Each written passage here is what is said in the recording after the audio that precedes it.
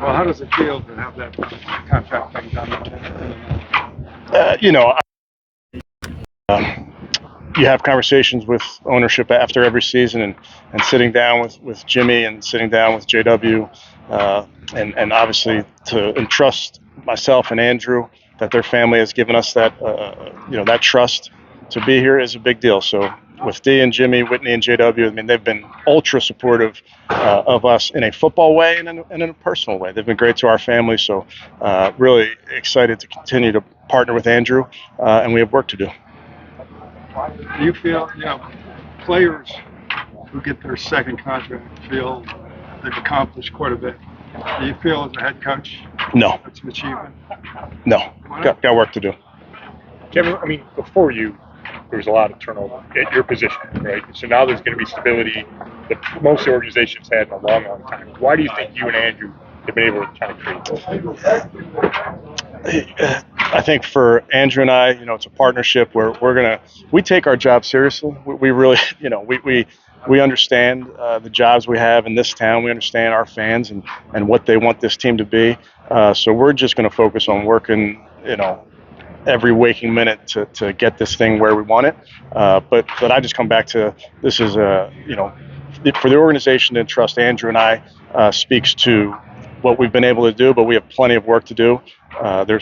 Fortunately for us, we got some great people in this building, coaches, players, staff, so we'll just continue to work. Does that stability, Kevin, change the trajectory of your plans, or do you just go on as if you're nothing changes for us. We walk in this building when you're talking about Andrew and myself, and I think every coach, every player, you walk in here and you have a focus on that job. And together, you guys accomplished 2 of the 3. They came back in 1999, 2-time Coach of the Year. But I'm guessing you probably feel like you guys have maybe only scratched the surface of what you hope to accomplish here. Of course. I mean, we have work to do, and until you've got that final one checked off, you haven't done it. And that's for us. As you know, there's one goal for every football team, every franchise, and that's where we will keep our sights. Obviously, in between, you try to win some ball games and do right by the community and those type of things. But we and all 32 clubs, we have one thing in mind. Kevin, it's been really difficult for your predecessors and Andrew's predecessor to get on the same page and to put a program together. Why have you and Andrew been able to work so well together? Not only work well together, but produce results from that work. Obviously work every single day with Andrew. I wish he was smarter. Just wasn't blessed with the intelligence, unfortunately. But no, honestly, we work every day. We push each other. I don't know, to speak to the past, I don't know that we care, anybody cares, but we just kind of focus on the work. How do you think you can improve as a head coach?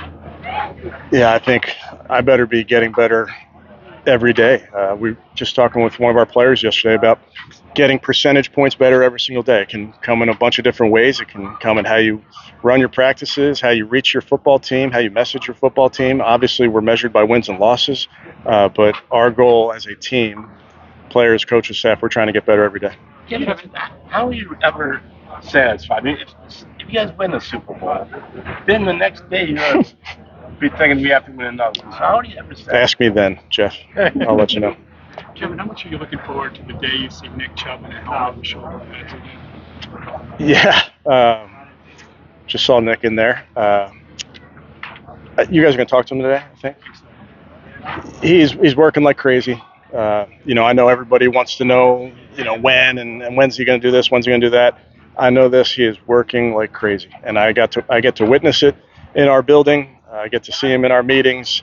He's a huge, huge part of our program. He's a huge part of what we do. Nick speak for himself, but I get to witness him work firsthand. Not to cause you any pain, but thinking back to that week 2 injury when you saw him go down last year, I know you always say next man up, whatever. Is it easier said than done in a situation like that, considering what he means to this team? Of course, and you don't replace those type of players or people.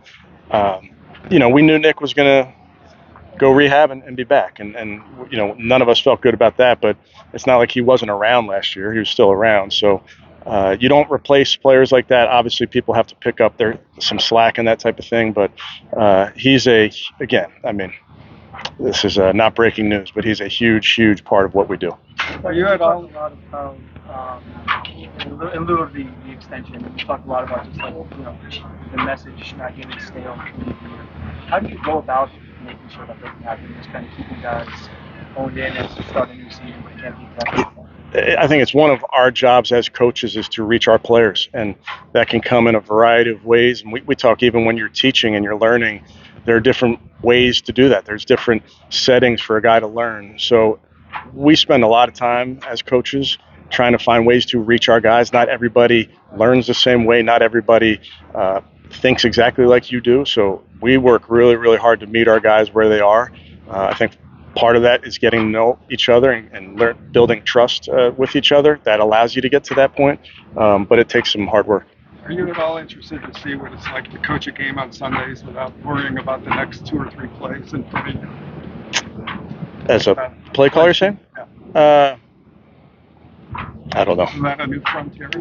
Yeah, potentially. Not really. Honestly, that's not really our focus right now. Deshaun was calling plays in that last period. He did a pretty good job, so maybe he'll do it this fall. Go ahead, Scott. To go back to stuff, when you came here in 2020, first time head coach, did you envision this? Did you allow yourself to think, okay, 4 years from now, it could become a time where I sign up and I'm going to be in Cleveland for the next X number of years? I don't really operate that way. I don't know that any of our coaches, players operate that way. We walk in the building and we got a job to do. We take our job seriously. We want to do the best that we can for this community, for this organization. But we really, at least I can speak for myself, and I think I can speak for our team. We don't think that way. Did you ever envision that when you get towards the end of your next contract, you might have a college student join college? Mary Kay wants to talk about high school, I think. There's a lot of anxiety in the household about when kids are getting older. And that does allow me the opportunity, Mary Kay, just to talk about, for my family, for our players, our coaches, we feel very much a part of this community. As all of us know that have kids, it's crazy to see them grow in front of you. And when you do get to some mile markers, you do reflect and look back. So certainly crazy for me to think that way, but very fortunate, very appreciative of the support we get from this community. I know we've asked you about having Mike Vrabel in the fold here to help you out. It's one thing to be sitting in a room with him and have him point things out on film or whatever, but just the influence not only he's having on you, but the staff when he's out there on the field, in the middle of drills, engaged with not only the coaches but the players. Yeah, Vrabes is an incredible asset for us organizationally. He's an incredible asset for me. I don't know what he would be doing if he wasn't here. He cannot sit on a couch, so we're getting our money's worth, and he's in every drill, and he's doing great in the meetings. And I just like I've told him, he's a energy multiplier. It's fun having him around. He's a great influence for our young coaches. He can provide some really good mentorship to our young coaches, and obviously he provides great value to our coaching staff as well. This is the first time we saw Dorian throw. Has he thrown before? Yeah, he just recently got back up to throwing. And is it a similar schedule to Deshaun, kind of every other day? Different injury, different time frame, but we'll be smart there and just kind of do what the docs tell us. We were able to see the little glimpse of the kickoff today. You saw it yesterday, I think. Yeah. So now that you see it a little conceptualized on the field, are you any new feelings? No, I think for our players, speaking of new feelings, I think they get to experience the speed of the play and how much, when you're on that kickoff team, how much sooner the return is on you. That's something that a bunch of guys have mentioned to me. Just, back in the old days, you could run 30 yards and find the ball and start to get in your lane. And now it's just like you come out of your stance and bam, that play is on you. So I think they're getting a feel for that. I think the preseason will be a big deal in getting some of those reps. I think our practices with the Vikings out here will be helpful in that regard. But so it's still a work in progress for players and coaches. Just a couple more. Teaching style, what you're teaching style coaches. I mean, we talked about the versatility of players and how important that is for you guys on the field. How important is versatility in the coaching staff and really in the front office?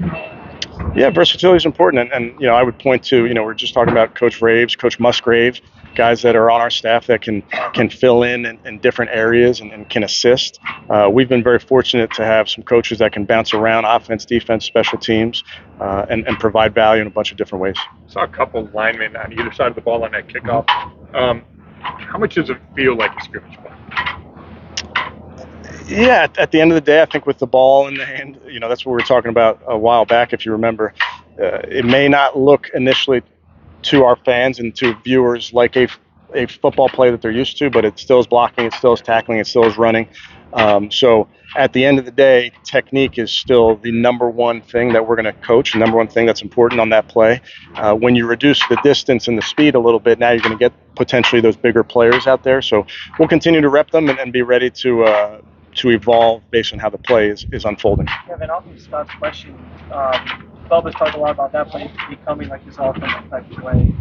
Do you see that as an opportunity, being like an offensive-minded coach? Are they tapping into your expertise in terms of like drawing things up and sort of making it? There are definitely things that we've sat down and talked about that maybe look like an offensive play. I know it's another play where offensive players can touch the ball as well. So you're going to have two guys in the landing zone, and those two guys get an opportunity to do something with the ball. So guys, if you can believe it, often want the ball. So there's a play where head out there and go get the ball. Thanks, Coach. Okay, thank you guys. Appreciate it. Thank you.